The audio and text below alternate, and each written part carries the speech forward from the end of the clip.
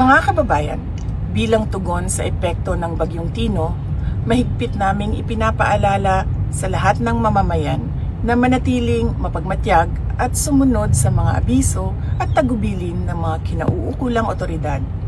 Ang kaligtasan at kapakanan ng bawat isa ang nananatiling pangunahing layunin sa panahong ito.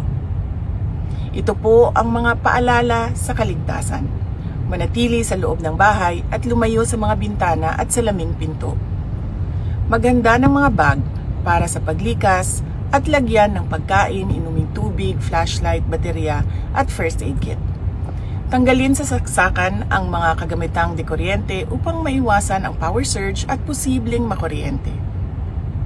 Iwasang lumabas o bumiyahe hanggang hindi pa idinideklarang ligtas ng mga otoridad ang ating mga kalsada. Lumipat sa mas mataas na lugar kung kayo ay nakatira sa lugar na madaling bahain.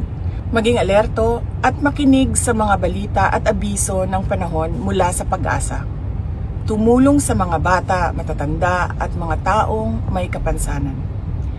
Nakahanda ang Disaster Operations Center ng tanggapan ng Pangalawang Pangulo upang magbigay suporta at mag-augment sa mga operasyon ng pagtugon sa sakuna ng mga lokal na pamahalaan. Syukran.